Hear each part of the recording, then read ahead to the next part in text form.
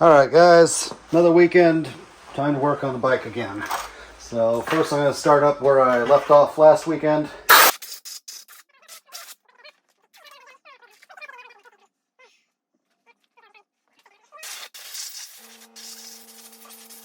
Now I'm trying to record this with my action cam. It's a knockoff GoPro. Didn't have enough lighting before. I've got a lot of light now, so this is what we had before. Now we've got these 4 lights, and I also had this propped up against the wall. That's at the far end of the garage. So we got all my Indian propaganda hanging on the wall, and that clock is very much wrong. I need to get a new battery in it. Anyways, we did get some things up during the week. We got the wiring harness for the throttle body. So this gives me a throttle position sensor plug and the idle air control valve. It's a stepper based 4-wire idle air control valve. So I've tuned those before, I'm familiar with them. I'm just going to cut off a little bit of the harness, and pretty soon here, maybe this weekend, but probably not, I'm going to start wiring in all the MegaSquirt stuff. Let's see. I started doing, I didn't put it in a video last week because it was just kind of dull, but I started removing the factory fuse box and cleaning up this area, and I did a test fit. Where did I leave it? There it is, on the floor. Fuse relay box that I'm going to use. It'll probably go about there, but I'm not entirely sure. Let's see, the intake. I did get over to my friend's house, or friend's business actually. I got a local friend that runs a fuel injection company, and we did the Flowbench testing on this. So 129 CFM, 129, 127, 126.5. So the flow is definitely within 1%, and he was saying that these numbers roughly translate to the naturally aspirated horsepower level that this thing could support. So over 127 horsepower. This bike only made like 80 originally. If I can get it up to 100, I'll be happy. If I can't get it past 80, I may just toss turbo on it, in which case I probably won't be using a plastic manifold anymore. I would actually upgrade to sheet metal or something. I can bend this shape out of sheet metal and weld it all together. Anyways, I'll toss in some video of us running it on the Flowbench, which I'll probably do a voiceover for. This is the Flowbench laptop. It shows all the stats. Most important is 126 CFM. Here's the manifold on the Flowbench. We made a Venturi type thing out of clay, and it's just pulling air through it. All the other inlets are closed. It's only using one inlet. Yeah, that's the machine. And again, here we are, 126.8. It's essentially 127 CFM. There it is, 127. So it kind of fluctuates a little bit. Right now, that same guy is welding my injector bungs in. He's got an incredibly busy schedule, so he'll get to it time permitting. Hopefully I can get it back in the next month or so. So let's see. Beyond that, I stand in my garage, and I have this other bike. You may have seen a video I did on it a year or so ago. The Honda 700, some kind of 700, but I never got it. It's on the back burner. So, anyways, it had this air filter in it. It's an actual K&N. It's got a 90 millimeter inlet on it, and it was just bolted onto a plate that adapted it to that bike. Well, I went and 3D printed this adapter. So the throttle body, I'll pull it over to this side so we can see it better. Alright, here's the throttle body. This is where the air filter assembly goes. I created this. So it's going to bolt on. Bolts go there. And this is 42 millimeters on this side. It kind of tapers down into the blades. So it's a 42 millimeter hole on the inside here, and it's got a nice taper to it, and it's going to go, it fits really well into this air filter. Really well, yeah. So get that on square. Did be bolted onto the throttle body when I put this on, and then boom, clamp it on, and poof, this will end up right about here.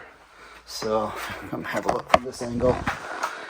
As you can see, there we go. Yeah, it'll be inside the fake air filter or fake carburetor air filter. Yeah. God, I can't talk. It's going to be inside the fake gas tank, which is where the air filter goes normally on this bike. So you're sitting up here. I mean, I can almost figure out. I kind of wanted to see this so that I could see where I need to put the fuse holder, or yeah, the relay box. There's the relay box. So that air filter there. Yes, this can work as long as I've got this up a little bit. It's probably not going to work with it.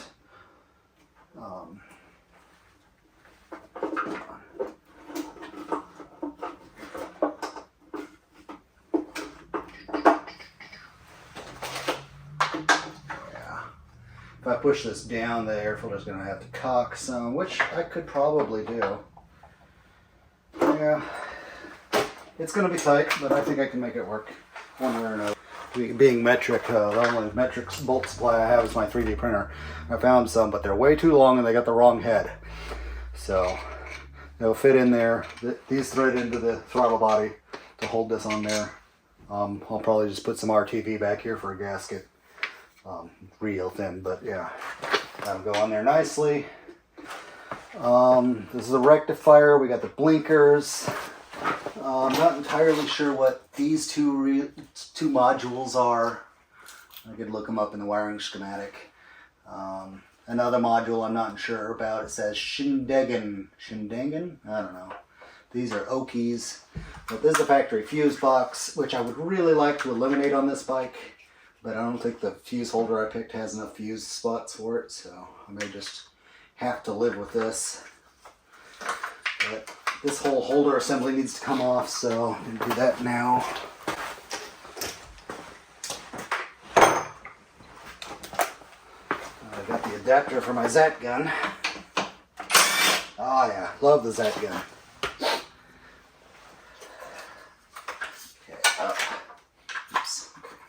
So what I've got to do is I've got to get all these things off of here.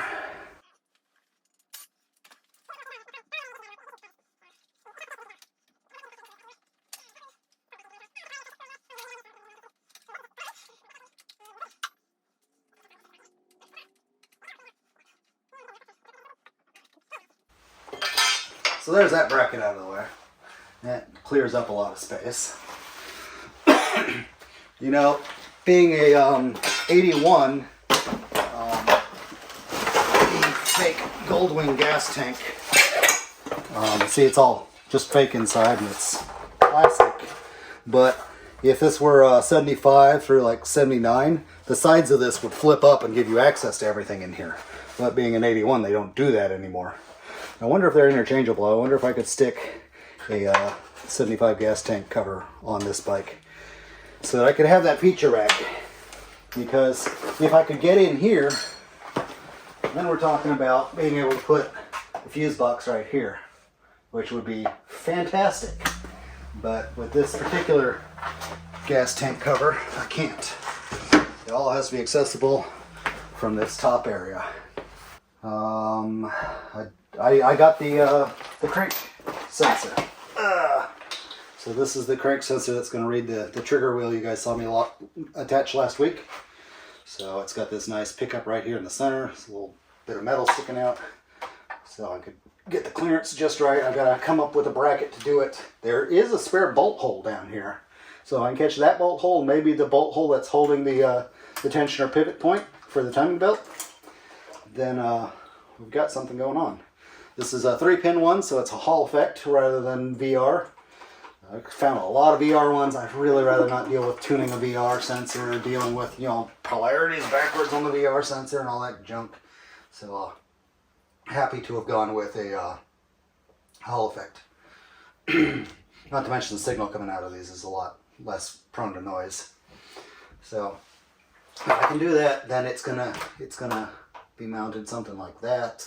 And then it's just a matter of will it clear the cover. If it won't clear the cover, I will probably notch out that section of the cover and 3D print something to go over it. Give me a little bulge. That'll be fun. Now, next up is, let's figure out where I'm going to mount the MegaSquirt.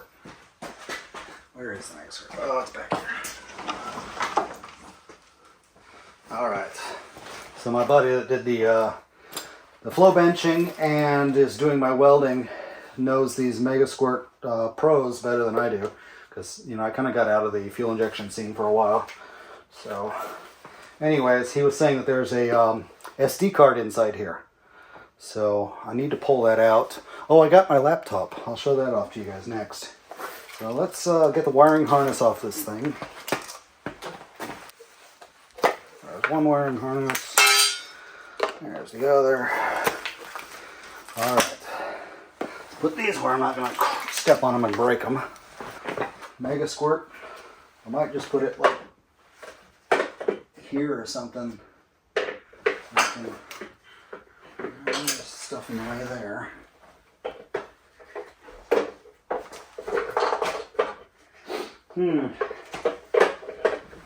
So something in here would probably be a good spot. Probably have the wires pointing inward, so it'll be mounted backwards like that. And so let's get a screwdriver and pop this thing open and see what's inside. There's one darn thing. Alright. Now it comes apart. Yeah, wow, it's a full-size SD card. 8 gigabyte, it says. And it's got, well, it had super glue holding it still, but not super glue, but hot glue. The hot glue does not seem to be working anymore. It's got a boot jumper on there and everything. Wow. MS3 Pro revision version 0.1 2012 DIYAutotune.com. And it's actually got fuses in here. Wow. So let's try out my new laptop. If nothing else, I want to wipe the SD card. So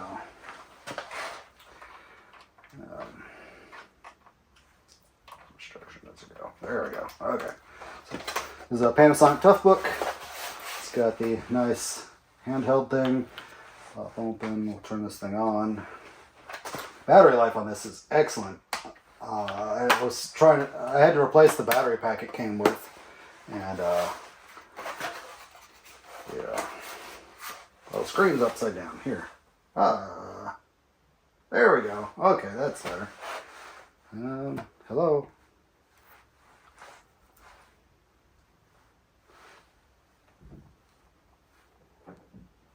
There we go. I got a Honda Rune on my desktop background. So we are gonna go menu. There we go. Let's pull up the file explorer. It's got a stylus, so I don't have to get my greasy fingers all over the screen. Oh, there's a problem with the drive. Let's scan and fix.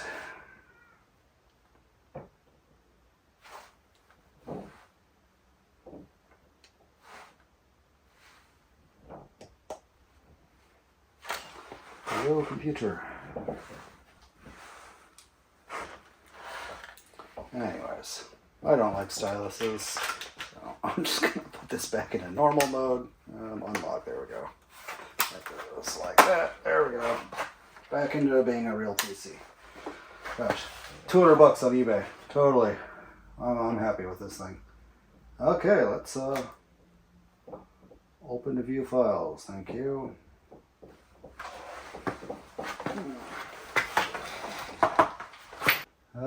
Dates on these are 2021, March and April. Oh, and a bunch of corrupted files from 1980. 2018. October of 2018. February 2019. March of 2019. Wow, there's a lot of log files in here. Yeah, I definitely want to erase this thing. Yeah, it goes all the way to 2021, May of 21. There we go. Nice and fast. Now we're going to format this thing. Format. That's how I repair a drive. FAT32. There we go. Now it's showing the drive is empty. MS3 Goldwing. Okay, cool. So we're going to go eject. Anyways, now we'll put it back in here. I'm not going to bother with the hot glue. I'm not even sure where my hot glue gun is. God, that's not holding it very tight, is it? Yeah, it's in there fine. Alright. Now we'll put it back in its case, put the screws back on it. There we go. Those marks line up. Yep, must be good. Hope it's still watertight.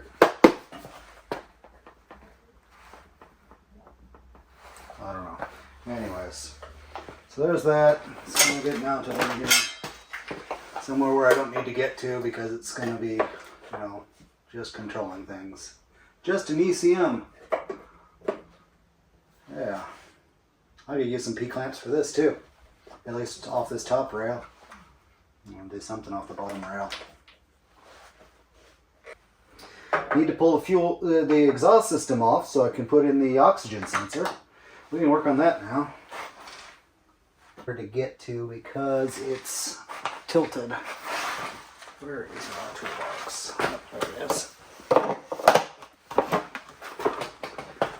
Kinda need a 10mm wrench. Here's a 10mm wrench. Or are you 12? Yeah, you're 12.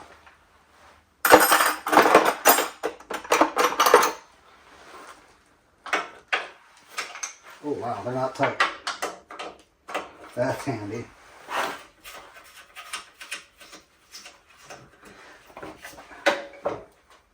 I've seen a couple of aftermarket exhaust options for this bike.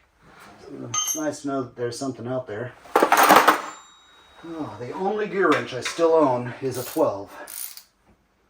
I'm going to be tightening. There we go, listen. Nope, that'd be tightening in that direction. Okay, cool.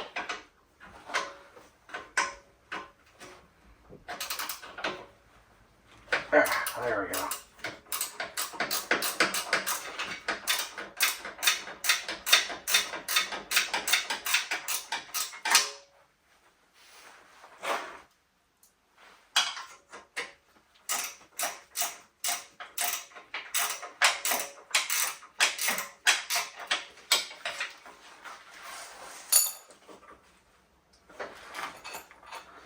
Money permitting, I would like to put an aftermarket exhaust system on here. I found a couple options online. And, they're not cheap. They're just as expensive as if it were for a modern bike, so that's kind of annoying. I'm looking at $600 to $700 for an exhaust system. But it is the whole thing. The one that I saw didn't have the crossover pipe, so I would have to add that to it. But, you know, it's an option at least. There we go, cool. And I can do it on the other side, which you guys are not going to be able to see. Alright, let's get the exhaust out of here now. Oh, and I can't because it's on the center stand.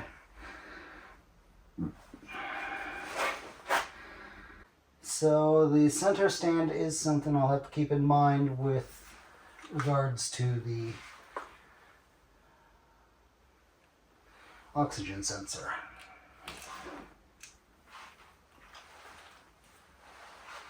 It does look like a pretty good place. What I need to do is get the two halves separated. Probably from that side.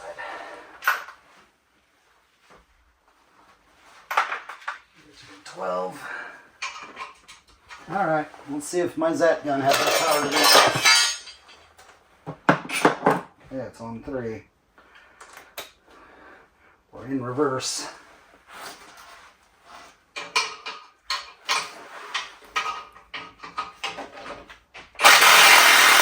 Wow, impressive.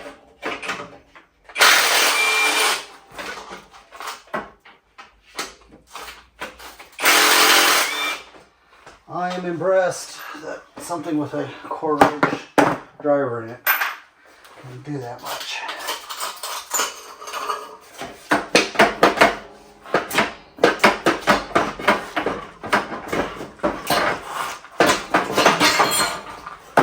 Well, that was easy. Cool.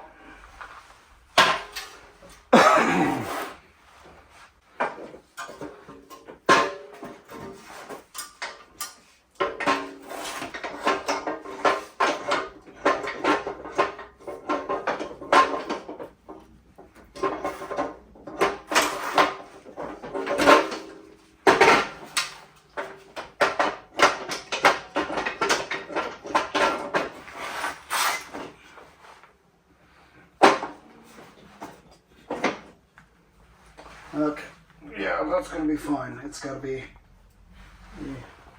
find that screwdriver, draw a scratch right where I want it. Right there. Okay, I got a nice scratch mark. That's where I need the oxygen sensor to go. Luckily I got some big drill bits to make this big hole with.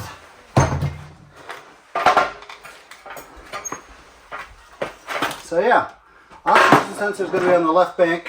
You know, if I get crazy at some point, I can put one on the right bank as well and tune individually. But for now, we'll just tune from the left side. All right.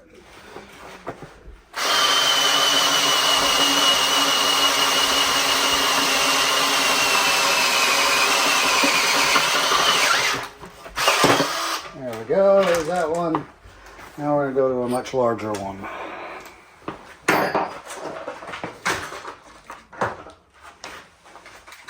Let's see if 3/4 inch. 3/4 inch does seem to be about the right size.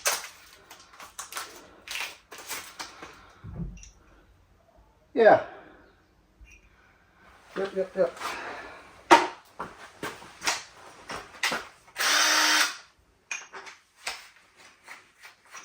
There we go. This one's going to be pretty violent. Here we go. Whoa!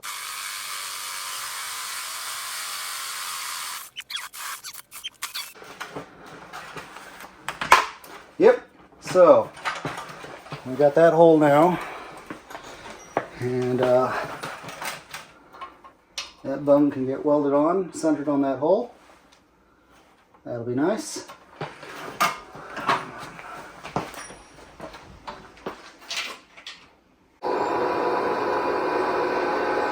All right. Don't hate me. This is a crappy welder from Harbor Freight, and insert some more excuses. Mostly that I was never trained to weld. I've never tried welding with this welder. I haven't tried welding in several years, at least 3, 2.5, 3. So I've only got one leather glove. I might do it like this. Put the glove on backwards. So I got one for this hand.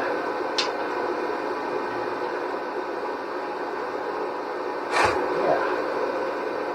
So, wish me luck.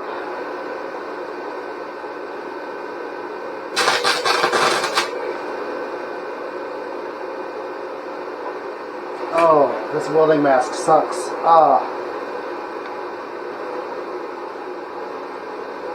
Not entirely sure it even worked. Did you turn on at all? Sensitivity, low and high. Delay, minimum. It should be working. My eyes would say otherwise. Alrighty. I got it tacked. This is gonna suck. This welding helmet is not automatic, it's just dark. Cut this excess off again.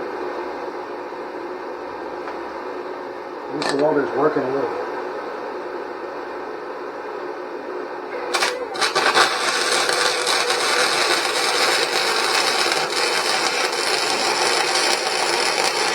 Oh yeah, like riding a bicycle. once it's not burning my eyes, I can see what I'm doing. Oh. It's the first time welding with a helmet that's not automatic, so that's a little different. But I had a backup.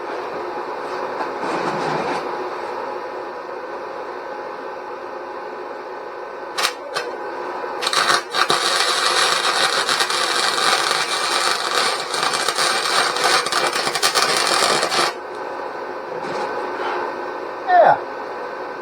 Little spot here to do. Oh yeah. Get the wire out from under there.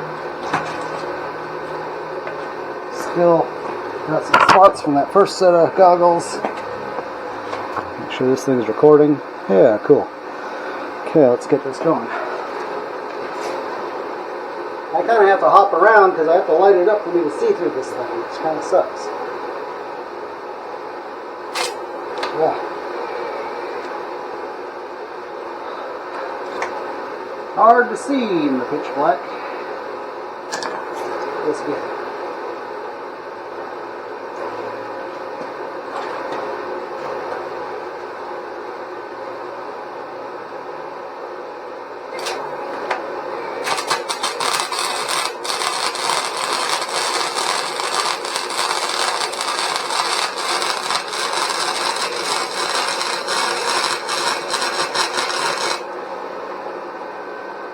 Oh, I like it. Let's fix this spot right here.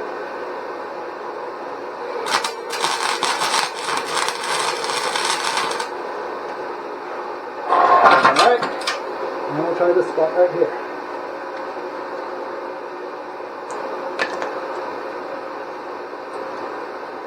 Oh.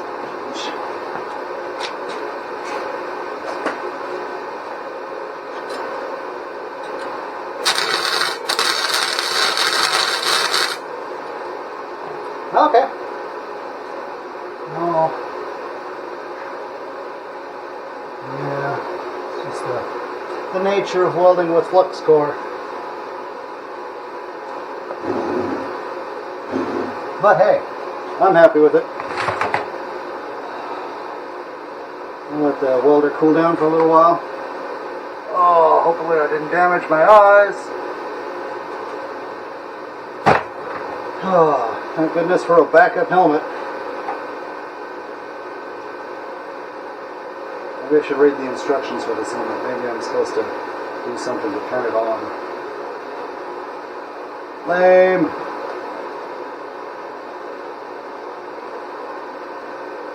Normally I've got a darkness control. That one doesn't seem to have that. Oh. Yeah, it's all coming out of there nice and cold. Okay, cool.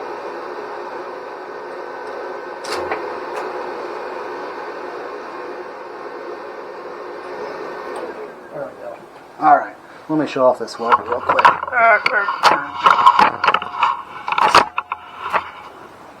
Yeah, the Harbor Freight cheap special. But it was on, clearance or whatever, refurbished for $129. So I was like, whatever, I need some basic welder. I knew I was going to have to do this oxygen sensor bung. And $129 is nice when you don't have to call in a favor from a friend to do the welding for you. Hopefully this camera worked okay.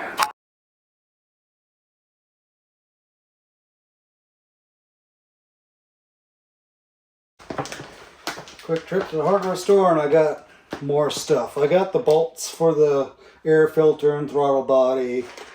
And I got some hose barbs for the intake, but I'm going to worry about that another time. I want to have the runners installed first. So what I got are the P-clamps. Now, I wasn't real sure what size these are, so I bought a couple of sizes. Here's 3/4 inch. Let's start here.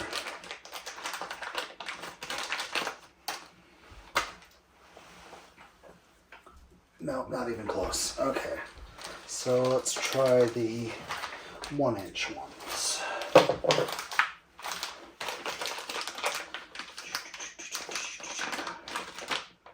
One inch, there we go.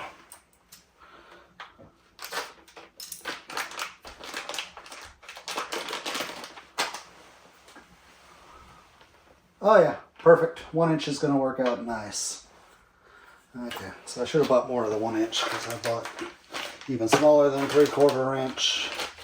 Oh, I also bought some metal so I can build the bracket for the crank angle sensor, especially now that I know the welder's going to play nice with me. Yep. So there's something like that. It's going to work nicely. I could come down here. I could probably get 3 places. 1, 2, and 3.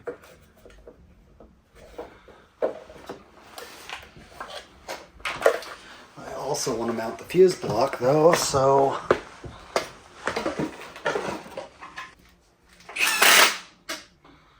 there we go. Oh.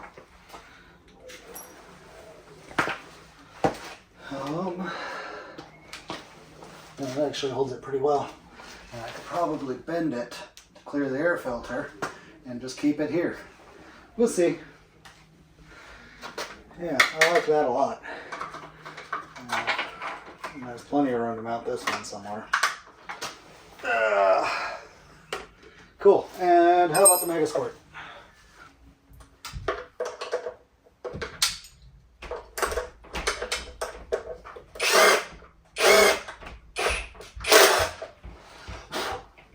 Good enough. I'm going to get turned over you. Down like that. And I can put the other side, I can just zip tie the other side to this. Yeah. Then I got at least 3. Make sure I can get the wire into those plugs. Yep, it'll just clear. Just clears the frame. Cool. I'm happy with that. So one MegaSquirt mounted. Alright, so here we've got the MegaSquirt. We've got the fuse box right here.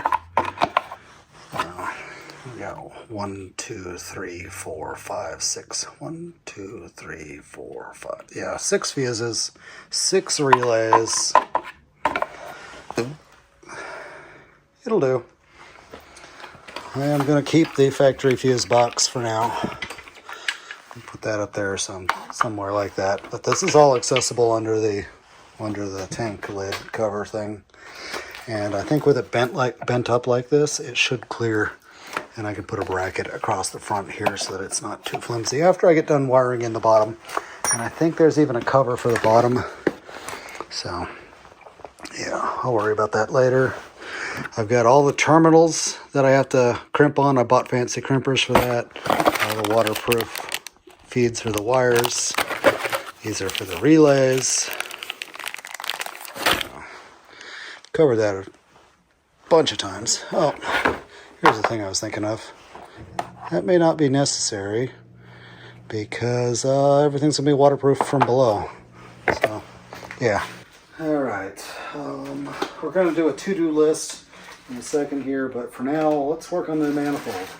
So we know this is the front of the manifold. I'm going to want a hose barb here. I got these nice nylon hose barbs. So here's one hose barb. I'll go just out the front like that. Cool. And a hose plug. If I had the hole in the back, I'd definitely want to plug that. Whoops. Well, yeah. I buy 1 barb and 2 plugs. I guess that's what I did. So, for now, we'll just do a couple of plugs. Let me grab the one that hit the ground.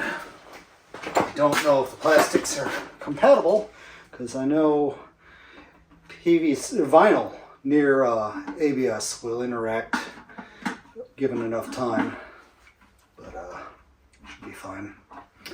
So I got paste, thread paste. We'll seal up the threads.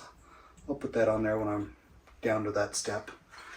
Now I'll put that in my toolbox, or on the floor, whatever happens first. We got the 2 washers I wanted and the 2 bolts that I wanted.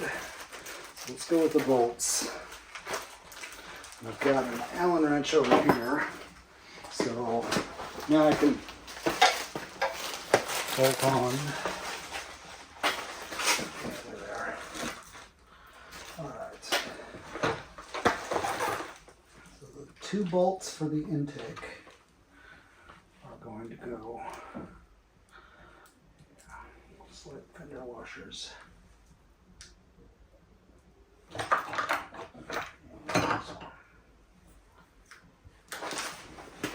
So these are the bolts that are going to come down through here, and since they're so much bigger here, I got washers. I may have to grind off part of that washer to be able to use it, because it doesn't center. Oh well, I got the right size washers, and I got a grinder around here somewhere. Track it down, because I'm going to need it for other things. And the air filter. So here's the top of the throttle body.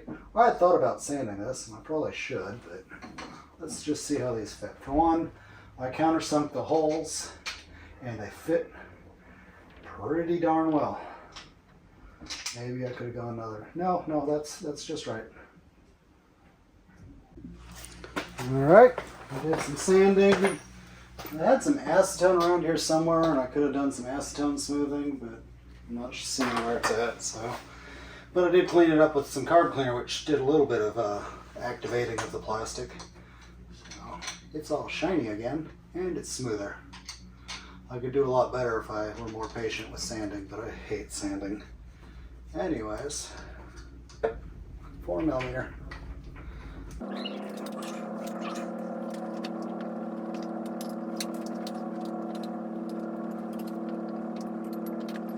There we go.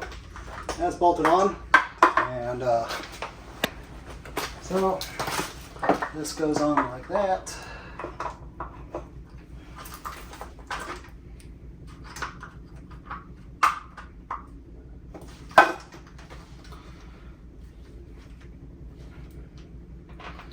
And I'll probably put the air temperature sensor up here.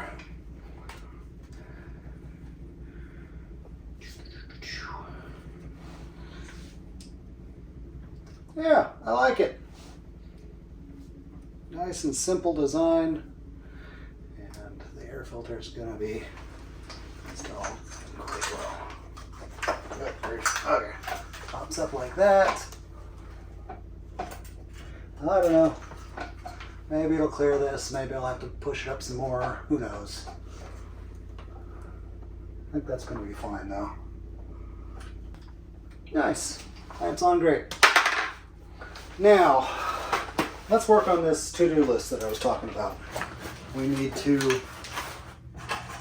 build, crank, it's all over my hands, crank, trig.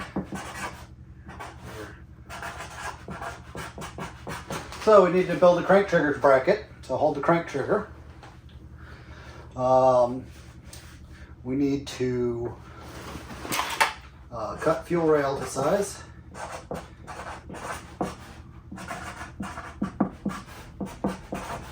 That's assuming I have a second piece of fuel rail. We need to tap it. At both ends, we need to drill injector bungs. Yeah.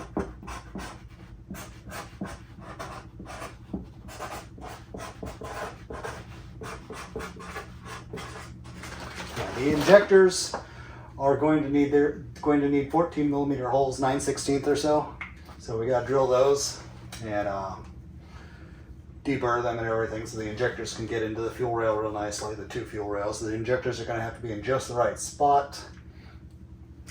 So I'm going to wait for the intake elbows to come back from the welder, my welding friend, the welder, and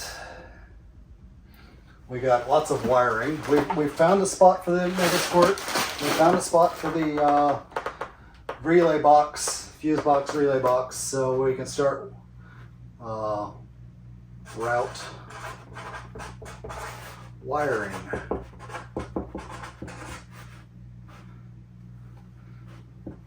Then we're gonna cut and attach. There's going to be a whole lot of extra wires off that MegaSquirt. I'm not sure exactly what I want to do with them yet. I'm probably going to cut them to, you know, 2 inches sticking out or something, maybe even an inch, and just heat shrink over the ends and come back to it another time.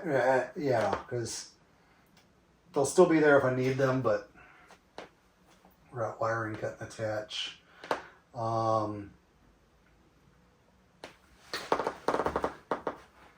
Fuel lines. It's the AN6 stuff that I got. AN6. Cut hoses.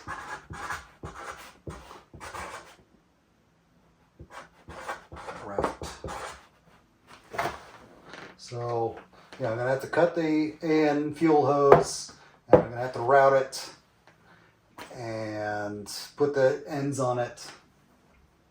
So we're going to have some coming from the fuel pump up to the rail, one going from one rail to the other rail, and that's all I really need. It's not going to take much fuel line. I do have to do fuel line from the tank to the pump, and I got to do a return figure. Oh, I've also got the filter pressure regulator that I got it. So it's going to go from the pump to the pressure regulator, and it's going to do a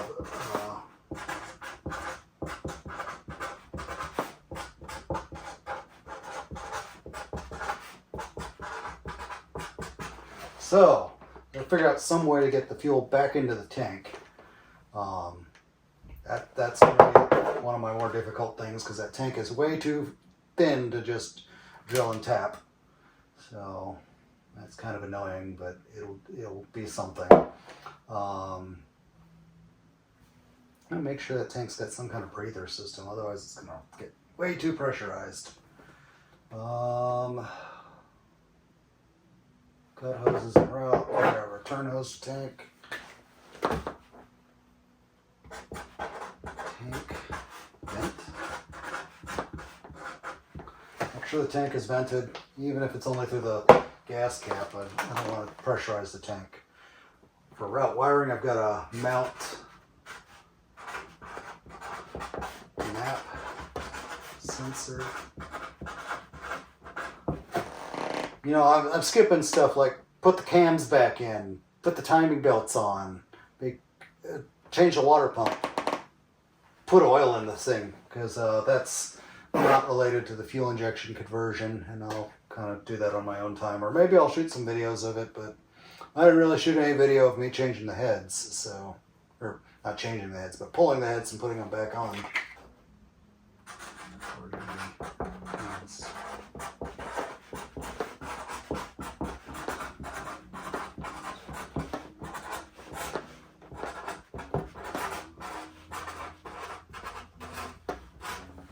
Okay, so I've got the exhaust all drilled and welded for the wideband now, so I can reinstall that with the wideband sensor in there.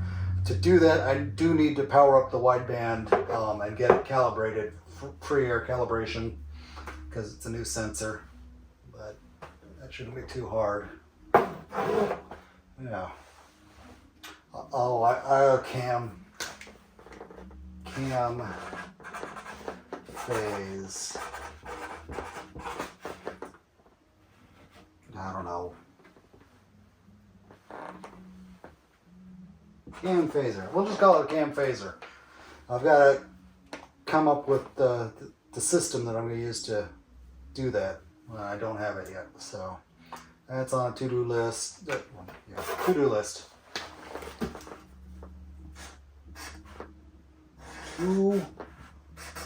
Do.